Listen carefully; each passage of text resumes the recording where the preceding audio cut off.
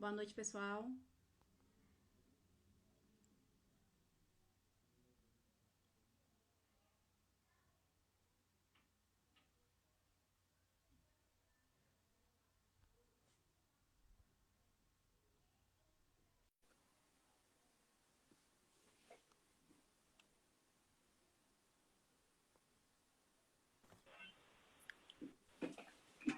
Boa noite, Cassiano.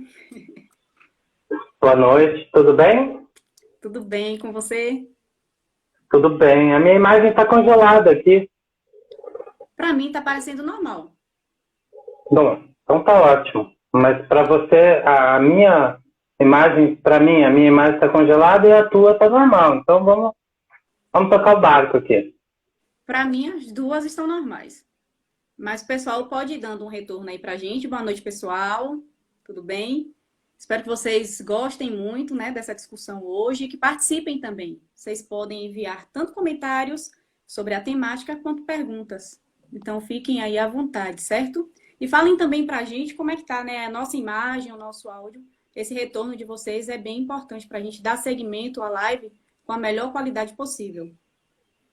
Então, hoje nós vamos falar sobre mobilidade sustentável e psicologia do trânsito, né? Como nós, profissionais de psicologia, especificamente nós da psicologia do trânsito, podemos ajudar em projetos que visem aí a mobilidade sustentável. Então, para tal feito, eu convidei um amigo, um psicólogo super gabaritado, como coloquei lá, né, na divulgação, porque realmente é assim que eu o considero, é o Cassiano Ferreira Novo. Ele é diretor na consultoria Mobilidade Segura EAD, é mestre em Psicologia do Trânsito pela UFPR, né, isso? Universidade Federal do Paraná.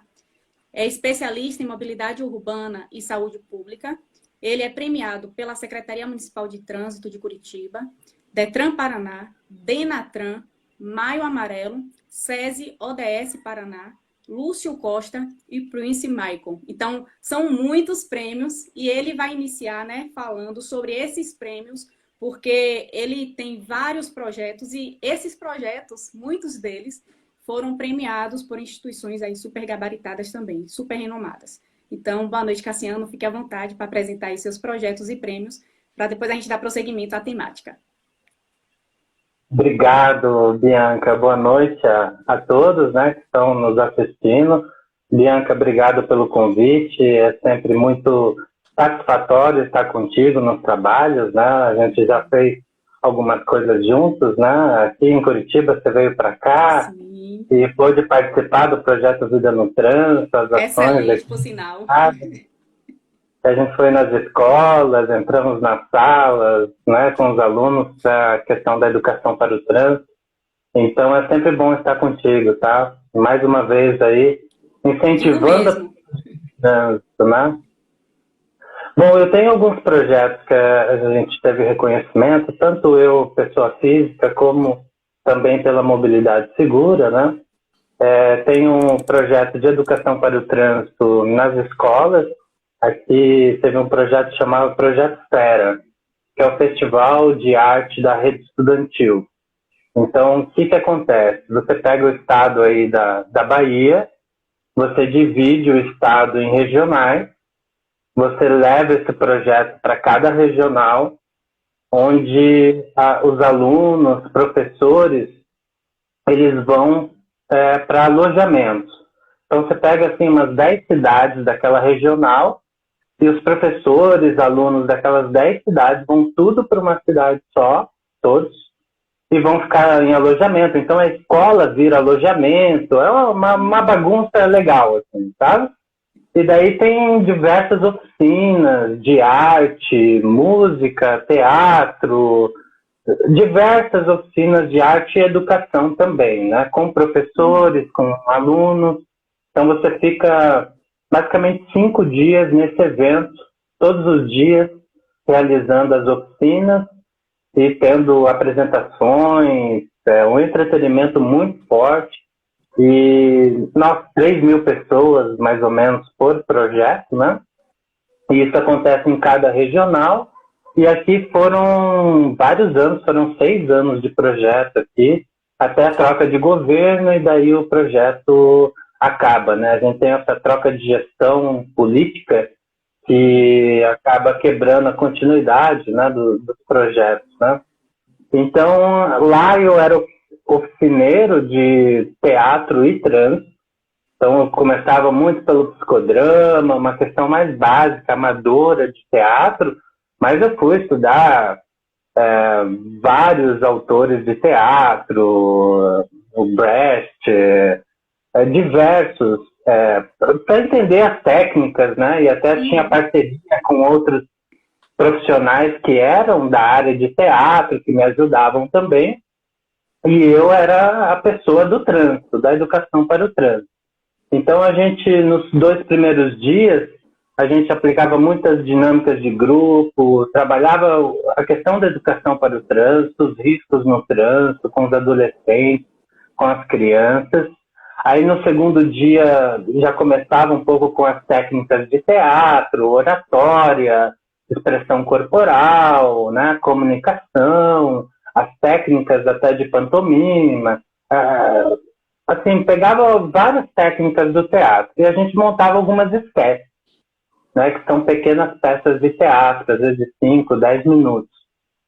E a gente começava a treinar no terceiro e quarto dia, a gente ensaiava bastante. E no último dia, a gente apresentava no palco para essas 3.000 pessoas. Então, a gente fez diversos projetos com essa oficina e a gente apresentou muita coisa. Assim. A gente pegou o Teatro Vicentino de Portugal, de 1550, do Todo Mundo e Ninguém. E é atual até hoje, o Todo Mundo e Ninguém do Teatro Vicentino, né? Então, a gente pegava essas esquetes e adaptava para essa questão do trânsito. Algumas esquetes também que vinham do Ministério da Saúde. Apresentamos a Revolução dos Bichos também com o trânsito, né, que tem aquela frase forte que todos somos iguais, mas alguns são mais iguais do que outros, né? Então, no trânsito é assim, né? Todo mundo deveria ser igual no trânsito, mas alguns parecem que têm mais direitos do que outros, né? Pessoa que está num caminhão contra uma bicicleta, ou uma Ferrari contra um Fusca, né? Ou pedestre contra um carro. Então a gente vê que tem uma desigualdade muito grande no trânsito. E essa Revolução dos Bichos do George Orwell foi bem interessante, que a gente jogava essa metáfora para as pessoas, né? Para que a gente realmente exercite mais a empatia e consiga respeitar o outro e compartilhar os espaços. Então, daí a gente apresentava essas de teatro ao final e sempre com teatro e trânsito. E eu acabei ganhando o prêmio Denatran com esse projeto, né, que é um projeto de educação para o trânsito. E tem um outro projeto que é o Semáforo Inteligente, que a gente fez aqui em Curitiba, eu e toda uma equipe aqui da prefeitura, e a empresa também que estava com a licitação dos radares. Então, ela já estava trabalhando semáforos, então a gente procurou essa empresa e aí a gente fez, né, um trabalho de equipe aqui para a gente estruturar esse projeto, que consiste no quê? A gente pega e cadastra, na verdade já tem cadastrado aqui pelo cartão de ônibus os usuários de Curitiba, né? Você coloca o cartão lá, entra no terminal e entra no ônibus. Então, aquele cartão tem um cadastro aqui na Secretaria de Transportes, aqui, que é uma economia mista, que é a URBS. Então, a gente pegou 160 mil pessoas aqui que tinham alguma deficiência, alguma doença crônica, ou eram pessoas idosas, e a gente conectou esse perfil de usuário com o semáforo.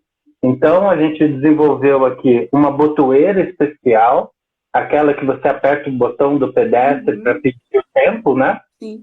Então, uma botoeira daquela, que a pessoa idosa ou com deficiência encosta o seu cartão e o semáforo identifica que é uma pessoa com mobilidade reduzida. Então, ele pega e reprograma o tempo do pedestre, aumenta em até 50% o tempo para que o pedestre com mobilidade reduzida atravesse a rua com mais calma, sempre nas faixas de pedestre. Esse projeto ele funciona nesses locais.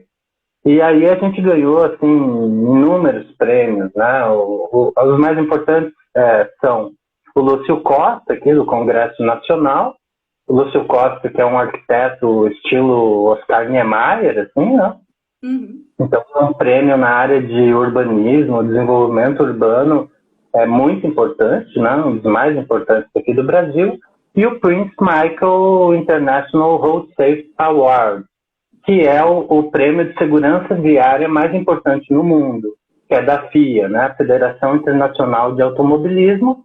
Eles montaram um comitê com diversas pessoas, especialistas, né, de diversas instituições, que avaliam, segundo vários critérios, os projetos no mundo. Então, é um Nobel de Segurança Viária que a gente ganhou. E tem, assim, outros reconhecimentos, né, que a gente teve com isso, o Maio Amarelo também, né?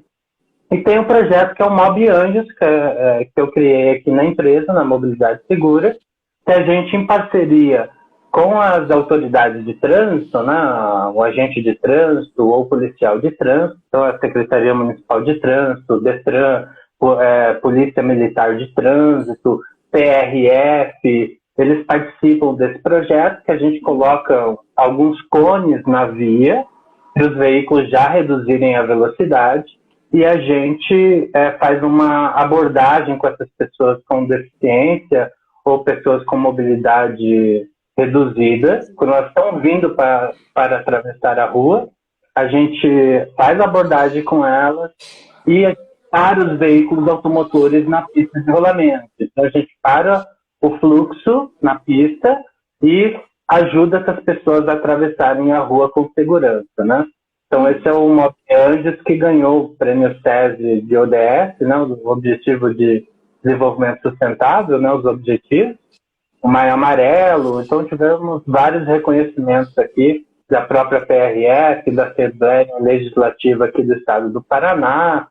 Então, tem diversas ações e boas práticas que a gente conseguiu implementar, que acaba trazendo um novo conceito para a cidade, Bianca. Aí que a gente entra um pouco nesse conceito, no tema da nossa live, né? Sim. Você planejar, pensar a cidade como um espaço que a gente cuide dos mais vulneráveis. E quando você pensa a cidade para essas pessoas com mobilidade reduzida, todas as outras vão também aproveitar esse sistema, porque você acaba ajudando todos os pedestres quando você aumenta o tempo de semáforo, né?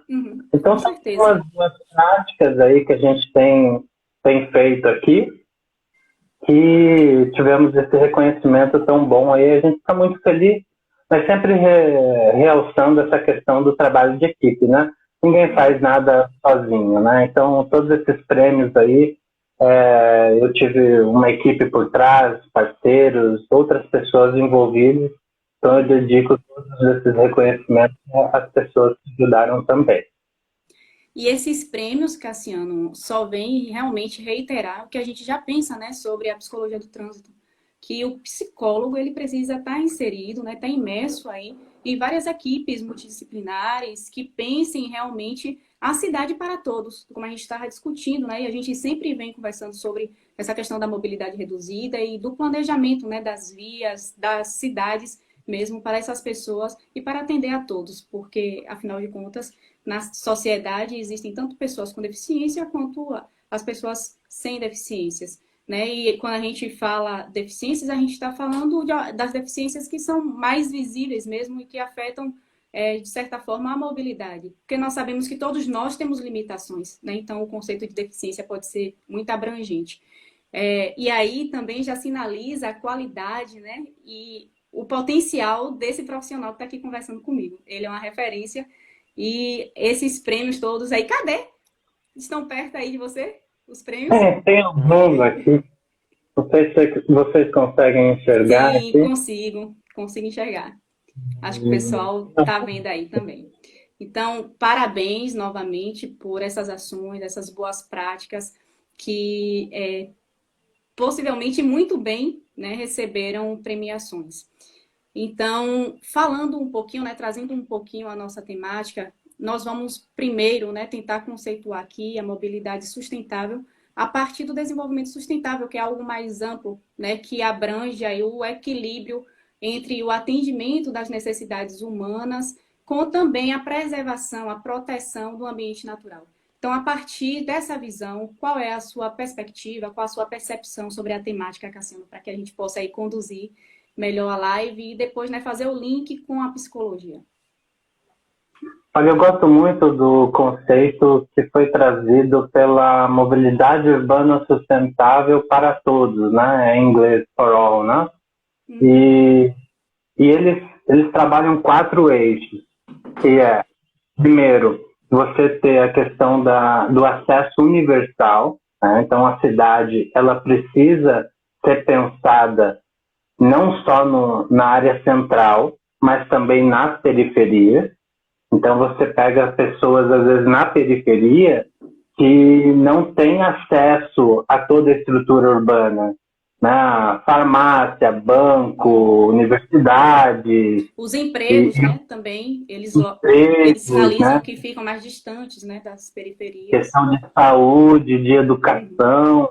Então, o primeiro pilar é esse, você pensar a cidade de uma forma que todas as pessoas consigam acessar sem perder muito tempo, né? E daí a gente entra já numa questão de eficiência. Né?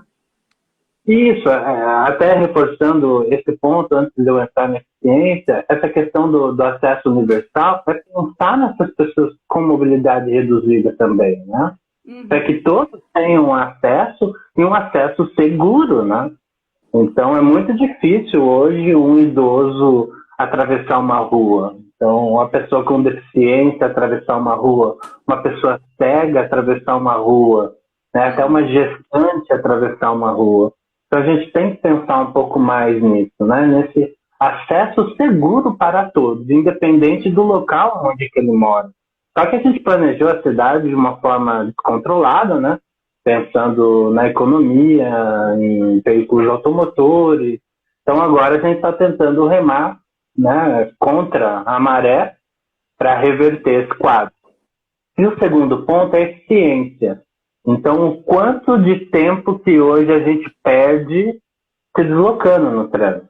Então, algumas pessoas perdem 1, 2, até 3 horas por dia se deslocando, né, para chegar no seu trabalho, para acessar um banco, etc.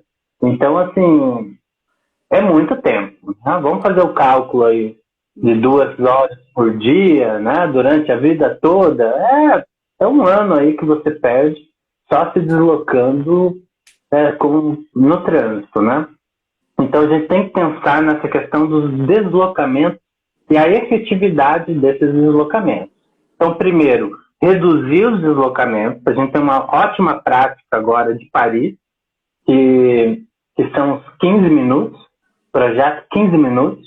Então, você tem que fazer o que você precisa em 15 minutos de deslocamento. Então, você não pode se deslocar mais de 15 minutos para acessar alguma estrutura urbana. Então, é muito interessante isso, porque você começa a pensar a cidade de uma forma mais ampla, né? E outros são os deslocamentos desnecessários, né? Que você não precisa se deslocar. Você pode, num telefonema, agora com essa questão da pandemia, o digital, ele está explodindo, né? Isso está facilitando, a gente está com uma abertura maior para o home office, né? Para trabalhar em casa. Antes era um preconceito, né? Coisa de gente que tem preguiça, que não vai produzir. Claro, você tem que se organizar, não é tão fácil, né? Mas o home office, ele está tendo um novo conceito, e essa era digital. Então, a gente tem que pensar também nessa questão, um conceito de imobilidade. É você não se deslocar. Então, o que você consegue resolver sem ter que ficar pegando o carro, pegando o ônibus, né? Então, a efetividade é o segundo pilar. O terceiro pilar é a questão da segurança viária. Então, hoje você tem aí 1.300.000 pessoas todos os anos morrendo, né, no trânsito, e Muito de 20, elevado. muito elevado, e de 20 a 50 milhões as pessoas que têm algum tipo de sequela, né? Uhum. Eu nunca vi uma margem de erro de 30 milhões, né? De Tão 20 a grande. 50, meu Deus do céu, né? Não entendo. Mas que Fora, seja, vamos fora que a gente tem uma defasagem, né? Porque às vezes a gente só consegue acessar os números de 3 anos atrás, então é meio complicado, né? A gente trabalhar em cima desses dados estatísticos. agora o Ministério da Infraestrutura está desenvolvendo uma nova plataforma tentando unificar essa questão do registro das ocorrências de trânsito. Isso vai ser uma bela de uma evolução, porque alguns Sim. locais você só tem na estatística aquela pessoa que morre no local. Exato. Então ela vai para o hospital, fica lá 10 dias, aí morre em decorrência daquela violência de trânsito. Sim. Só que não é computado como uma ocorrência de trânsito. Sim. Existem Passaram, muitas subnotificações. A gente sabe que existem muitas subnotificações, né? isso mesmo. Então a gente tem hoje uma realidade muito violenta de trânsito. Então as pessoas elas não têm uma percepção adequada sobre o valor da vida, né? Então hoje você vê um motofretista avançando o sinal vermelho, andando em alta velocidade para poder fazer uma entrega e já voltar para pegar outra entrega. Sim. Tá? E nesse deslocamento que ele fez, às vezes ele ganha R$10. Só que ele colocou a sua vida e a vida dos outros em risco. Então a vida dele vale R$10? Você pergunta para ele, ele vai falar que não. A minha vida, R$10 é o que você fez agora.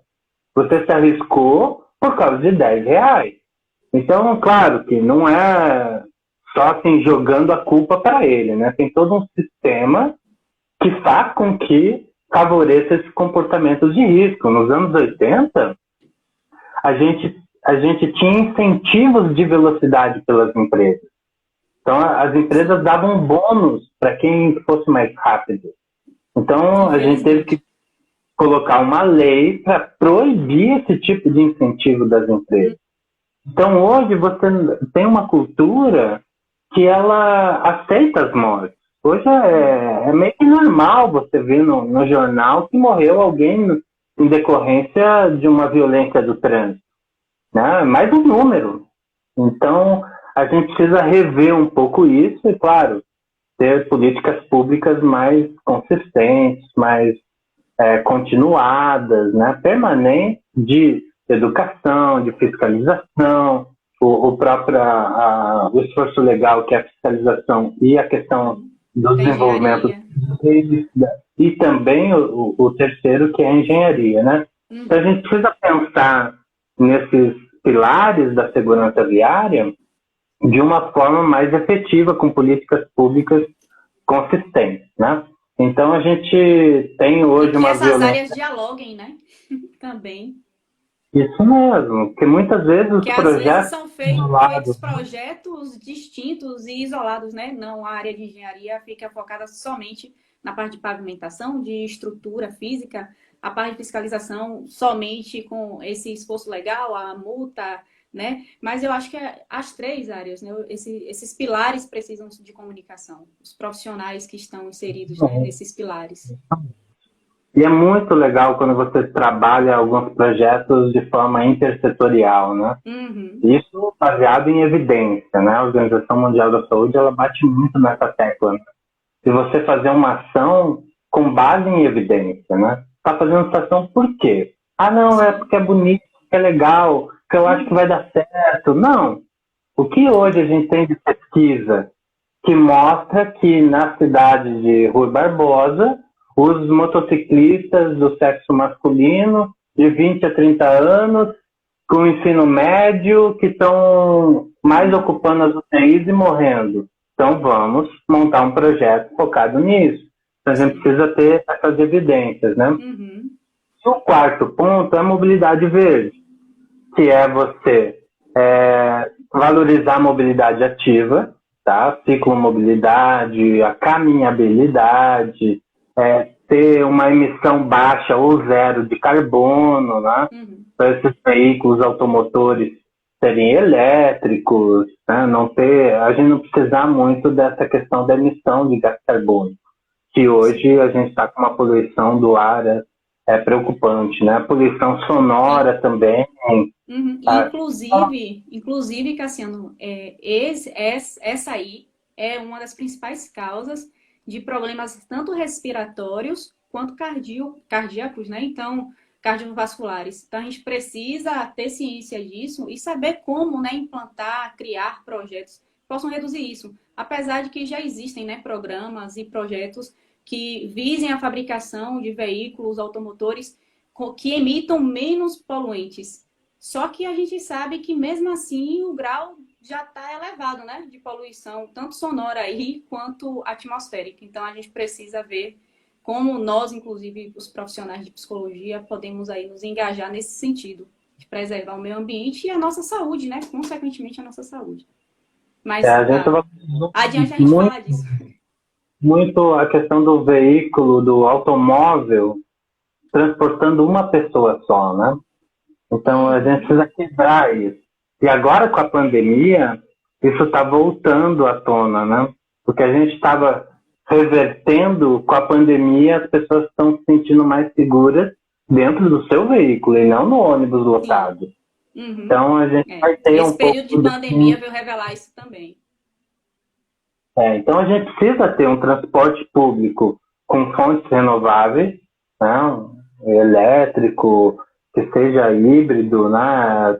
Tentar emitir o menos possível de gás carbônico e uma estrutura viária que favoreça a bicicleta. A gente hoje tem o código foi brilhante nisso, né? De 1997, né? Para início de 98, com a validação do código, você colocou a bicicleta como um veículo que tem o direito a andar na pista de rolamento, caso não tenha ciclovia ou ciclofaixa.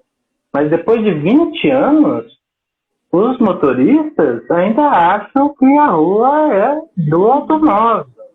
Então, mesmo depois de 20 anos, a bicicleta não está tendo o espaço seguro de respeito dentro dessa circulação. Então, você não tem políticas públicas, uma infraestrutura adequada para a caminhabilidade e a ciclomobilidade, que é a mobilidade ativa. Então, a gente precisa incentivar isso para a gente também emitir menos poluentes. Porque você pega aí a bicicleta ou o pedestre ou o ciclista, o que eles emitem de poluição no ar, de gás carbônico? É zero. Não tem. Então, a gente precisa incentivar mais isso.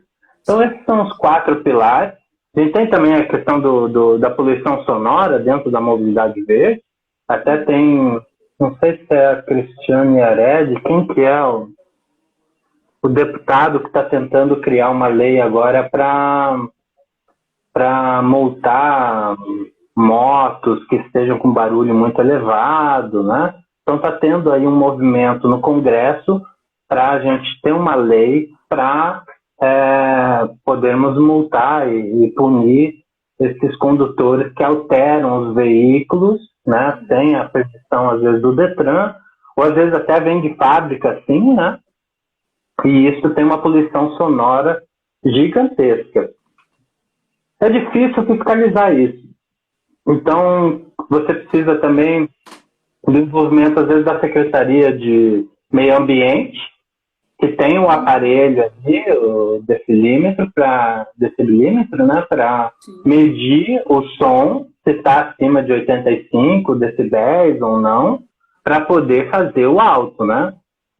Fazer a notificação posteriormente. Então, esses são os 4 pilares que formam o conceito de mobilidade sustentável, que é você planejar a sua cidade, proporcionando um bem-estar para a população nesses deslocamentos, sem impactar nos recursos naturais, para que as gerações futuras consigam também usufruir dessa estrutura, dessa natureza, do mundo que a gente tem hoje.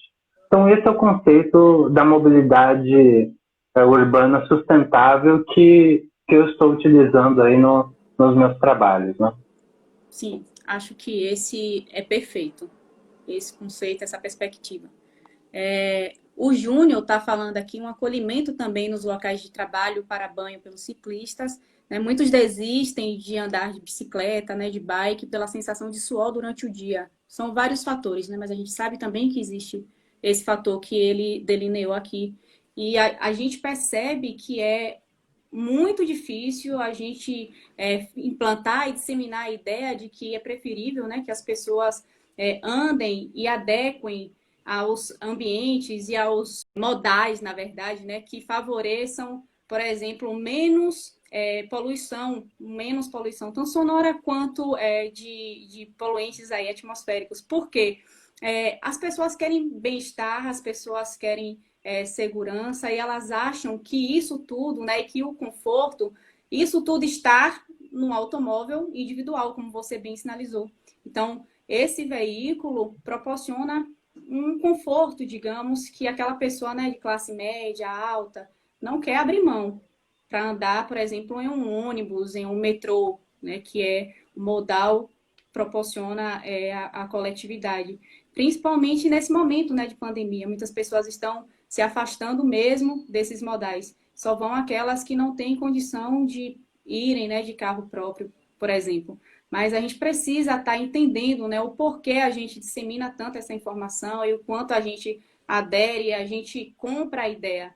Porque se a gente continuar assim, com tantos automotores, né, tantos veículos que produzem tantos poluentes aí, a gente não sabe onde vai parar, né? E, inclusive, as fábricas que produzem, né, as motocicletas, os carros, elas têm um diálogo e muito forte com o governo fica até meio cabisbaixo, assim, né? Meio triste, porque não pode atuar tanto. Essas fábricas produzem muitos empregos, então só a partir disso, né, eles têm um poder aí de discurso muito forte para manter, digamos que o nível, a fabricação elevada de carros, motos e, inclusive, Cassiano, também os carros que são elétricos, por exemplo, são muito caros, né? É bem difícil aqui no Brasil, por exemplo, a maior parte da população ter acesso e conseguir comprar esses veículos. Então, acho que a gente precisa, de fato, compreender melhor o porquê a gente quer, né, comprar essa ideia e disseminar isso, para que as pessoas possam perceber que, se a gente continuar nesse nível, futuramente a gente pode nem mais existir. A nossa geração futura pode não mais ter a mesma qualidade, né, de vida que a gente tem. É bem interessante a tua provocação, né, em relação ao PIB, né, porque os carros, motos, caminhões, eles têm um impacto direto no PIB, né, do país. Então, é muito importante, realmente. Você paga imposto, gera emprego, então a gente sabe disso também, né? É muito difícil conciliar uma coisa com a outra, né? Esse é o desafio do gestor público, né? E que muitas vezes segue o que a população diz que vai votar. Eu voto se for assim. Então ele pega a maioria, quem que eu vou ganhar mais votos, e às vezes flexibiliza um pouco aqui, fica mais rígido lá. Então esse é um jogo aí de mercado, da área privada, da área pública, que realmente é um desafio. Mas a gente precisa conectar os modais, né? Então, por exemplo, eu vou da minha casa, vou atravessar Curitiba aqui, que é grande. Né? Então eu vou de bicicleta até um terminal, lá eu vou deixar no estacionamento, vou pegar meu ônibus e vou parar na porta do meu trabalho, né? Nesse trabalho, vou ter um chuveiro, eu vou conseguir tomar um banho. Então tem algumas políticas privadas da Europa que incentivam os funcionários, dão bônus, dão até dinheiro, né? para o funcionário, o colaborador que for de bicicleta, né? Até isso, às vezes, é uma política de governo, né? Vamos incentivar as empresas à promoção da ciclomobilidade. Então, tem vários benefícios.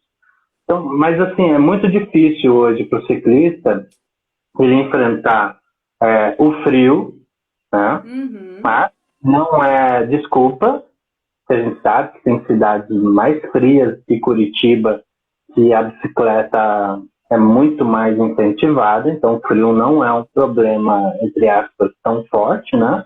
A chuva é um problema, é difícil, capa de chuva, até a segurança na chuva, ela fica muito mais preocupante, né, para o ciclista.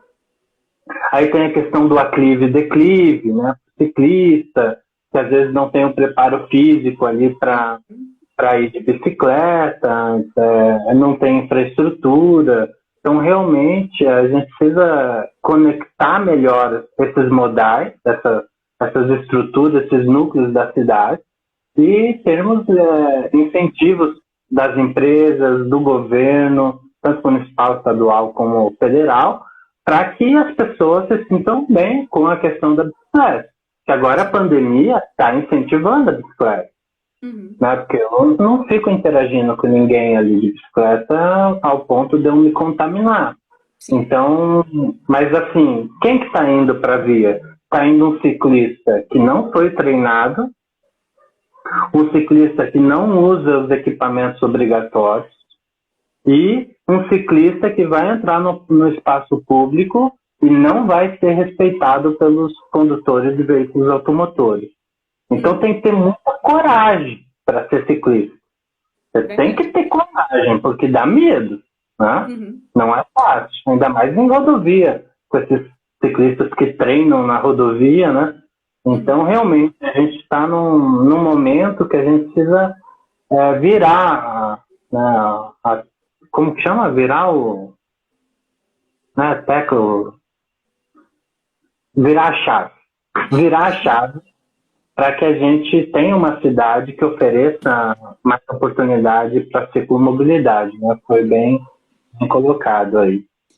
E, inclusive, quando a gente percebe o uso da bicicleta, é mais pelo lazer, pelo esporte, né? A gente não vê tanta utilização como a gente gostaria para os deslocamentos para trabalho, para escola, faculdade, para os locais que você precisa ter acesso, né? Por exemplo. Então, esse modal ainda tem sido pouco escolhido para o principal deslocamento, né? Vamos rever isso. E aí agora a gente parte para a nossa, digamos, parte preferida. Como o psicólogo, né, do trânsito especificamente pode contribuir, pode ajudar aí nesses projetos, né, de mobilidade sustentável? Como a gente pode se engajar nessas equipes aí para um maior planejamento e implementação também, né, de projetos pertinentes nesse sentido, de conquista da mobilidade sustentável, tão sonhada? A gente vê muita... Porque, Cassiano, aqui as pessoas que estão nos assistindo, muitas não são da área, né, da psicologia. E a gente compreende que quando é dita assim, psicologia do trânsito, as pessoas se remetem logo à parte clínica, né, à parte de avaliação psicológica para a obtenção da CNH, que é onde realmente o cidadão tem acesso, né? Você vai lá fazer a avaliação psicológica, aquele palográfico, né, dos tracinhos que todo mundo fala muito, e vários outros testes, e passa também por entrevista, né? Pelo menos é obrigatório passar. E a parte que você mais conhece é essa. Mas, assim, o psicólogo do trânsito, ele tem um leque de possibilidades, né, de atuação. E a gente quer mostrar essas possibilidades, tanto para você, cidadão, quanto para os próprios profissionais da psicologia, para que eles possam se apossar aí, né, desses benefícios e dessas áreas que estão carentes da sua atuação. Então, esse é um ramo, esse é um nicho, né, que a gente pode estar atuando para o planejamento para a mobilidade sustentável. Então, agora aí é com você. Assim, a psicologia do trânsito tem, acho que, relatos de 1900 que estudava o ciclista que pegava o vácuo quando ia um atrás do outro Então, ali já começou um estudo sobre esse comportamento do ciclista, né? Aí, em 1910, em Nova York, já começou uma pegada mais forte de seleção de motoristas, de estudos com pedestres, né? Então, a psicologia do trânsito, ela teve algumas coisas pontuais, mas ela acabou se fortalecendo com a avaliação psicológica para a seleção de motoristas e para a obtenção da licença para a condução dos veículos automotores, né? A nossa conhecida CNH. Então, a psicologia, de forma geral, ela é vista como uma questão clínica, né? Psicólogo, não, cuidado, já está me analisando. Né? Então, a gente tem esses mitos aí. Já tem a psicologia de forma geral, né? E a psicologia do trânsito tem muito forte essa questão da avaliação psicológica, né? Eu estou 17 anos na área de psicologia do trânsito e nunca atuei com avaliação psicológica, né? Então, são 17 anos atuando fora do padrão aí normal dos nossos psicólogos, né? Ainda mais pensando na mobilidade urbana sustentável, né? Dá nos dedos hoje no Brasil quantos psicólogos que contribuem para políticas de mobilidade sustentável, né? Então, a gente tem um chão imenso aí para percorrer. Então, o psicólogo ele pode trabalhar na educação, ele pode trabalhar na contribuição para um plano de mobilidade urbana. A gente sempre fala que o fator humano é o que mais influencia isso ou aquilo, né? Não, o comportamento das pessoas, a cultura, os relacionamentos. Então, a parte psicológica, ela é muito importante para esses projetos. Só que a gente não tem hoje o psicólogo dentro de uma equipe multidisciplinar para um projeto, às vezes, de urbanismo.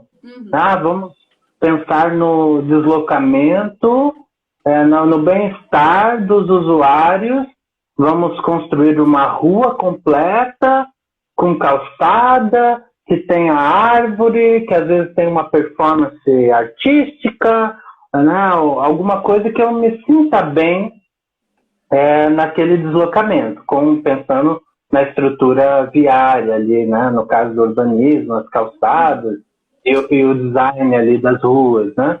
Então, inclusive para contemplar as limitações das pessoas, né, com mobilidade reduzida. Pode ser tanto mobilidade reduzida permanente quanto momentânea, né? A gente tem a lei da acessibilidade, né? Então, já tem diretrizes regulamentadoras para que esse arquiteto, esse engenheiro siga ali, né? Mas falta muito ainda para o psicólogo entrar ali. Então, vamos pesquisar como que as pessoas estão se sentindo nesses deslocamentos. Eles estão percebendo um bem-estar? Está sendo conflituoso? Está sendo estressante? O que está acontecendo? Essa sinalização de trânsito, ela está realizando a sua função de, às vezes, direcionar um comportamento? Como que é percebido uma placa de dê a preferência em relação à sua diferença para a placa de pare, né? A R19? Então, não, R19 é de velocidade, acho que é R2. Então, assim, como que as pessoas estão percebendo essas sinalizações? Está passando a mensagem? Está comunicando certo? Então, essa pegada assim, comportamental, de percepção social, ela contribui demais para os projetos.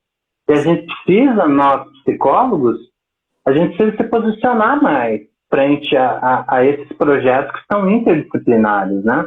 Por exemplo, esse do semáforo do idoso que a gente fez aqui, a gente fez uma pesquisa comportamental em parceria com a Universidade Federal do Paraná, o Núcleo de Psicologia do Trânsito, na época gerenciado pela Yara Tillen, que a gente pesquisou quase 500 idosos para a gente entender os riscos na travessia, o tempo que ele percorre naquela travessia. Então, a gente pegou vários cruzamentos, a gente pegava o cronômetro e a gente cronometrava, quando ele pisava na pista de rolamento até terminar, quanto tempo, a distância da rua, para ver a velocidade média desses idosos.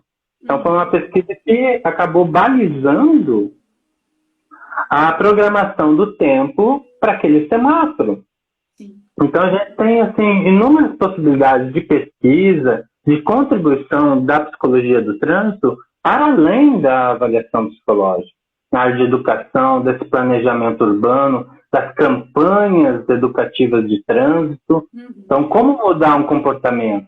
O problema do trânsito é o comportamento das pessoas. Como que muda o comportamento? É a psicologia que estuda isso. É a ciência mais forte que entende o comportamento humano. Então, a gente precisa também se posicionar de uma forma mais forte, mais assertiva com esses projetos interdisciplinários. Diga. Como diria um amigo meu, essa é uma pergunta que vale $500 milhão. Como mudar o comportamento humano no trânsito? Aí chame a gente. Que a gente pode ajudar. Primeiro, você tem que fazer uma pesquisa para entender o comportamento, entender a percepção das pessoas sobre aquele comportamento, para você daí promover ações que possam provocar essas pessoas para uma mudança, né? E geralmente são ações que não podem ser pontuais. Esse é um dos maiores problemas nossos. É querer mudar comportamento com ação pontual. Isso. Então, você tem um hábito... Aqui, outra daqui a um ano. Isso, você tem um hábito de anos, de, por exemplo, exceder a velocidade ou utilizar o celular. Quanto tempo você dirige? Eu dirijo há 6 anos. Sempre usei o celular. Então, como você vai desenvolver um novo hábito se aquele hábito tem 6 anos? Então, não é uma ação pontual que vai pegar aquele hábito de 6 anos, a pessoa vai falar, agora eu não vou mais me comportar daquela maneira. Não, ela tem um ganho com isso. Ela pega o celular, fica atualizada com as redes sociais, faz uma ligação, atende um cliente, tem benefícios. Só que o risco não vale a pena. O benefício não é tão grande quanto o risco que você gera com aqueles comportamentos. Então, essas ações pontuais, elas mudam o comportamento pontualmente. Se alguém estiver vendo, alguma coisa mais pontual. A mudança na pessoa mesmo, você precisa de projetos e campanhas permanentes para que ela gradualmente troque aquele hábito de risco para um hábito mais seguro. E esse é o nosso papel nas organizações, nas políticas públicas, para que a gente promova essas ações permanentes, para que a gente construa uma cultura de segurança maior, de compartilhamento da via, de respeito, de empatia, pensando principalmente nos mais vulneráveis, que são ciclistas e pedestres. Né? Exato. Perfeito. Então, Cassiano, a gente já está caminhando, né, para o final da live. E aí, a gente precisa fazer as considerações finais, porque senão a gente não consegue salvar a live, né? Então, mediante tudo que foi abordado, o que é que você quer deixar aí para o pessoal que está nos assistindo sobre esse link, né, entre mobilidade sustentável e psicologia do trânsito? E um recado também para que as pessoas entendam a importância, né, a relevância de utilizar outros modais que são mais benéficos, digamos, para o meio ambiente, para a preservação do ambiente natural. Eu acredito que a gente tem que ter uma percepção mais coletiva na sociedade. Tá? O individual ainda ele é muito forte. Então a gente precisa ter uma percepção mais de grupo, de coletividade, mesmo que não seja da sua rede. Seja uma pessoa desconhecida. Ela também é importante. Ela tem uma rede de pessoas que a ama. Então, assim, a gente não pode ver o estranho como um competidor, né? Que você tem que disputar o espaço no trânsito, né? Mostrar sua força e assim, desrespeitar esse espaço coletivo. Então, primeiro é saber dividir, saber compartilhar, cuidar mais do outro também, cuidar de si, né? Isso aí já é um ponto bastante importante. Outro ponto é a questão de a gente ter projetos com base de pesquisa comportamental. Então, eu acredito que falta muito para a cidade, para a gente pensar numa mobilidade sustentável, Falta muita pesquisa de cultura, de comportamento, para que a gente realmente promova uma ação mais específica para isso, né? Então, a gente, às vezes, como eu falei no início, a gente tem ações que acabam não tendo base em evidência, né? A gente cria uma ação lá do nada, vai lá e depois não sabe avaliar se aquela campanha teve impacto, né? A gente não fez entrevista, grupo focal, a gente não fez pesquisa comportamental, pesquisa de percepção social, para depois fazer uma nova pesquisa e comparar se aquela campanha alterou ou não os indicadores psicossociais, né, nesse sentido.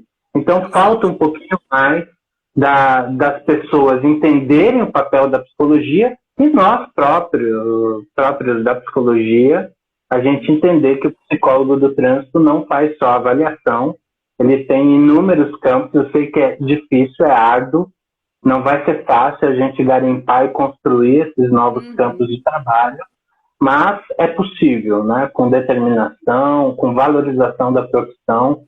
Eu acredito que o psicólogo aí vai ser um dos profissionais mais importantes para a gente ter uma cidade mais sustentável aí daqui para frente, né? Acredito também. Perfeita colocação. Então, eu acho que isso, né, essa sua fala resumiu bem a nossa live de hoje. E espero que nós aí, né, possamos ter contribuído um pouquinho para a sua concepção, que está nos assistindo, né, de mobilidade sustentável, que você possa também valorizar a psicologia, em especial a psicologia do trânsito. E se você é profissional da área, venha com a gente também, não fique só na avaliação psicológica, né? Vamos desvendar aí muitos outros campos. Muito obrigada a todos que assistiram a live, certo? Nós sabemos que nesse período de pandemia já está um pouco saturado, né? Quando as pessoas ouvem, vai ter live, as pessoas, eu não aguento mais live. Mas eu acho que é muito relevante, né? Essas lives que espalham conhecimento e conhecimentos que são pertinentes para todos, né? Para a saúde coletiva, porque o trânsito já se tornou uma questão de saúde pública, né? As ocorrências no trânsito, que a gente chama os acidentes, digamos. Então, muito obrigada e que você possa aí, né, seguir o Cassiano lá nas redes sociais para ver a continuação do trabalho dele, me seguir também se você ainda não me segue e vamos adiante, né, construindo um trânsito mais seguro, mais humano, mais confortável, mais empático, como o Cassiano bem sinalizou. Boa noite a todos e fiquem com Deus, viu? Abraços. Valeu, gente. Um abraço. Tchau, tchau. Tchau.